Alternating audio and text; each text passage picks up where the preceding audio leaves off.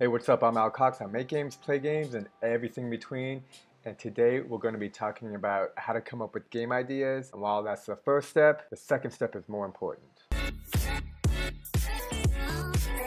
Okay, so before I get started, don't forget to like and subscribe. I put out videos daily for game reviews, tutorials, just pretty much anything game related. Coming up with game ideas is a process and everyone will develop their own. And these are just some guidelines that I use to come up with my ideas. And to be clear, I always have like a million plus ideas. And so for me, it's the most important piece is what to do after you come up with the idea. You know, I used to do improv comedy. I used to do stand-up comedy. And there's this saying that's called like, say yes to everything. So for me, the first step in trying to come up with an idea is to be open-minded and say yes to everything. I think your mind naturally will see something and be like, no, that's not a good idea. No, that doesn't make sense. It'll put a lot of no's. And no's do not help your creativity.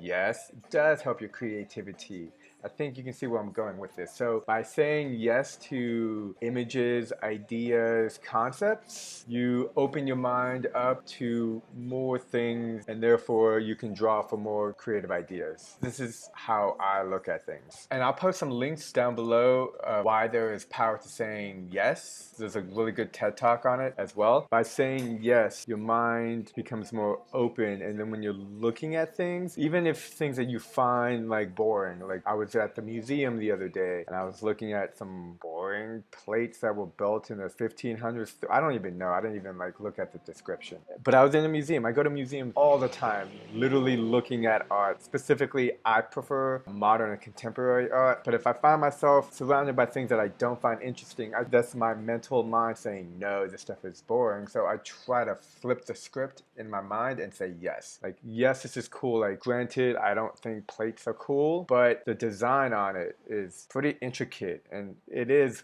500 years old. So like I try to see the beauty in it. So that goes to our second step. Look for the beauty. Look for what seems magical or inspiring or looks just cool to you. So first step is to be open-minded and say yes. The second step is to look for something that just seems kind of beautiful and like try to, take a moment and look at it. Why do you think it looks beautiful? Why does it look cool? Like what is it about the shapes, the colors, what's happening that makes you think like, oh man, this is cool. There is so much of this everywhere, whether on the internet, museums. Right now I'm in Vienna, Austria, and there's just loads of contemporary and modern art museums. So this is another step, like go to these places, whether online or physically there, and look. I love going to museums. I love going to galleries. I like looking at art, specifically modern and contemporary art that are things that I've never seen before. And I go to museums and galleries all the time. So to see something I've never seen before, like, whoa, that's cool. And then I'll take a picture or I'll do a little drawing in my notebook or something so that I can take what I see and try to capture that essence of what I think is cool and like just make a note of it so that I can look at it later. Like I have a notebook and it's just got just a bunch of drawings and stuff in it and ideas. This is a big piece, I think. Oh, how can I make a game out of that? All the time I'm looking at stuff. I'm like, how could this be a game? This is always going on in my head. That's the way you live, you don't have museums. Well, check out Instagram. Instagram, I'll just go into design, follow games, gamers, people, but look for stuff that just looks interesting. Like, I don't know what this is.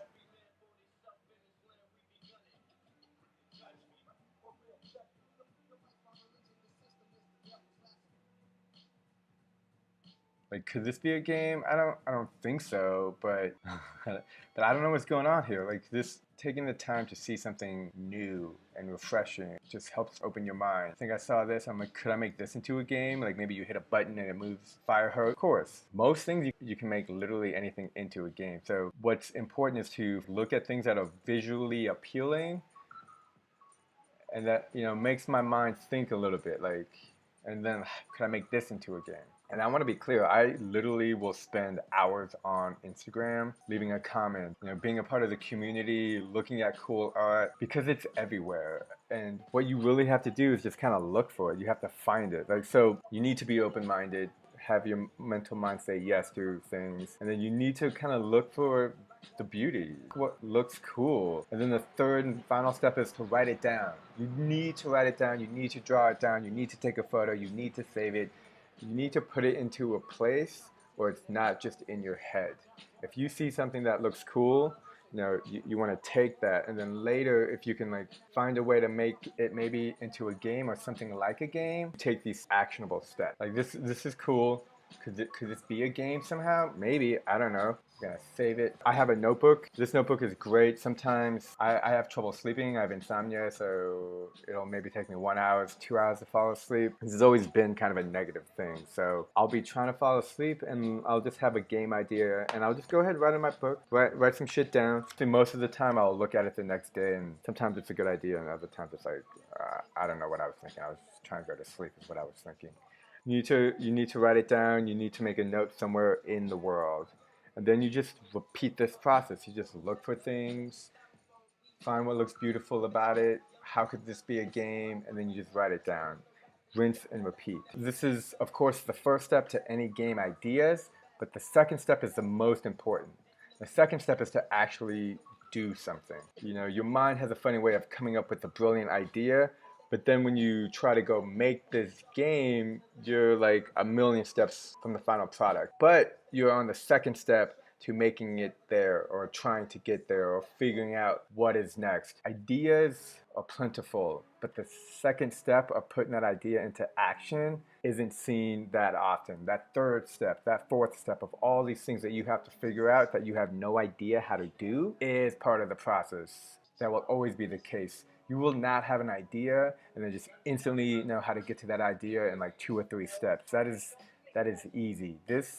Making a game is not easy. It's a process, it's a struggle, and you have to find your way to it. You'll have to change your idea along the way. You'll have to adjust it and then maybe go back or go a different direction.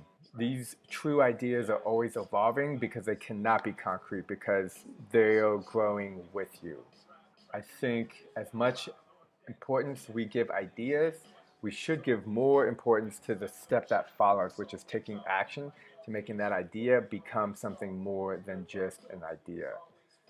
And of course, this is a whole process. This takes time and one needs patience. So these are the steps that I go through when coming up with a game idea. I have so many ideas. When I try to make a game, I literally have a very vague kind of a blur of an idea, and then I'll go into Buildbox and play with the software for hours and try to make something that I think looks cool. Maybe it's cool, maybe it's not cool, I don't know. It's, for me, again, that process of I have a vague idea of what I want, and then my next step is, okay, how do I create that? How do I make it happen?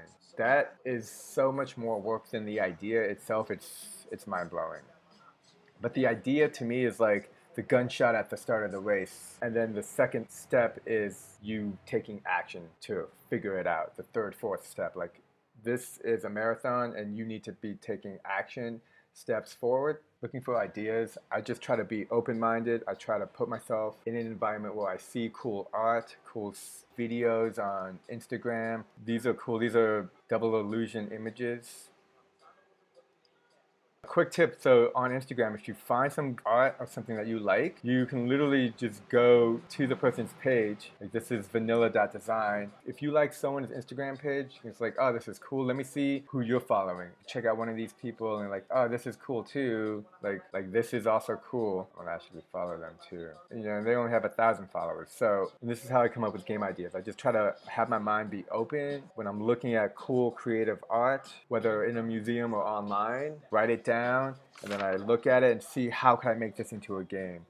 And this process, I just rinse and repeat. Then I'll get to Buildbox and see what can I do next. And so it's just taking consistent steps forward after I have an idea. So don't forget to like and subscribe. And if you have any ideas for videos, please let me know. I would love to hear them. Until then, I'll see you next time.